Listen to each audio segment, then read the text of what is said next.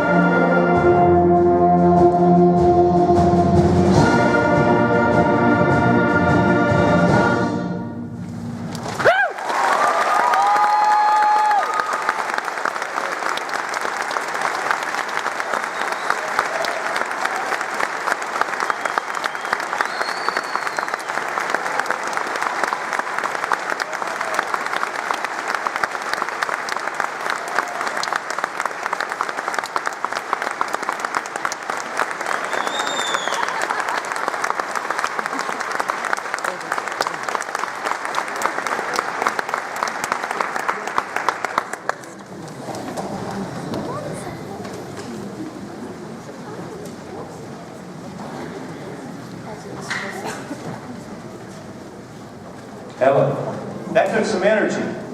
They played with a lot of energy. I really like that. They got a lot of passion about their playing music. Before we play the next time, which is completely different, I just wanted to reiterate some of the things that Blair said. I won't take a long time, but these students need just a second to catch their breath. Really, and so do I.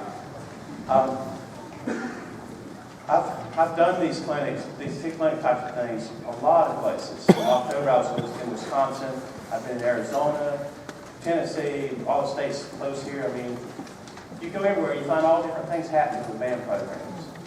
You know, some people get kind of skewed about what they think is important, but it seems like here, learning how to play an instrument and playing music and making music seems to be what drives the programs here. And that's awesome. One of the very fortunate things you have here that almost 90% of the school districts do not have is a superintendent who believes in the arts. And you don't know how big that is. You have no idea. Mr. Smith has always had a great band program everywhere he's went. I can say that about almost all the directors here. Not to use him as an example. But in 1 year, with the wrong superintendent and the wrong principal and the wrong schedule, he could have nothing. There would be nothing here as far as band goes. Parents would be upset here, and probably at all the schools across this county. And that's happening in a lot of places, but it's not happening here. It's really cool to watch the program flourish here. And you know, you can't ignore study after study after study that says students that are involved in vigorous band programs do better in everything at school. They have better grades. They do better on end of the course test. They get into better colleges than kids who aren't in band. I know you don't believe that because the guidance counselors sometimes will not believe that. But it's true. They can get away without taking one of those AP classes and fit band in their schedule and still get into Wake Forest and still get into Duke. I talked to a mission counselor at Duke. He said, we're looking for, guess what? Guess what you got to score on SAT to get into Wake Forest? They don't look at your SAT score. It has nothing to do with whether you get into Wake Forest or not. That's where I went to college, why I'm using it as an example. The admission counselor at Duke told me, we're looking for somebody who was passionate about something for 4 years. What were they passionate about? Not just being in the band. Were they passionate about it? Were they all district? Maybe were they drum major? What did they do? Is that what really drove them through high school? Were they an all-district athlete? Did they volunteer their time coaching Little League when they were, when they had a chance? That's what Duke's looking for. Yeah, good grades. There's thousands of kids with good grades that don't get into Duke.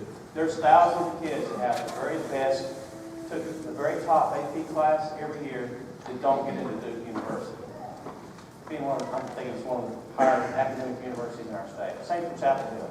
They're looking for people who are passionate about what they do. So kind of let your student, this is a big thing for 8th graders. They have to decide, are they going to continue with this, or are they going to just do something else, or they're not going to do anything in high school. Don't let them not do anything. Push them somewhere. But that creativity you get from being a band. And yeah, we play the same, and we work kind of a team, and we have to do the same thing as each other, but there's a lot of individual thinking that went on this weekend, like, where's the cafeteria? I've never been to this school before.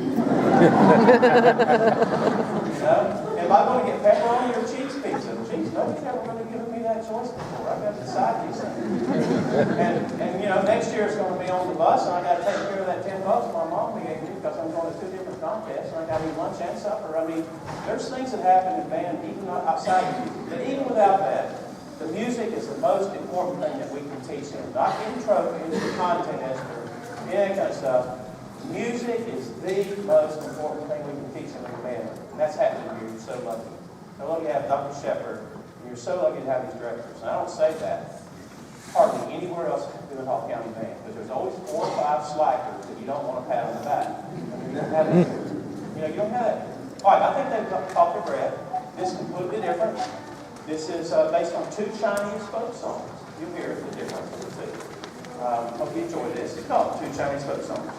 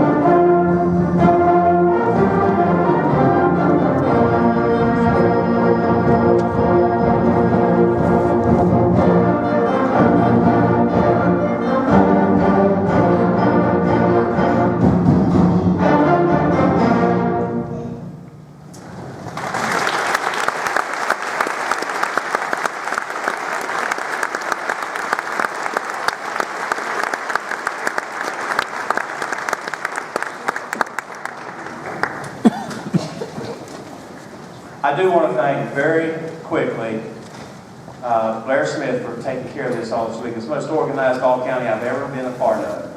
And Mr. Keith Lee, would you mind coming out, please?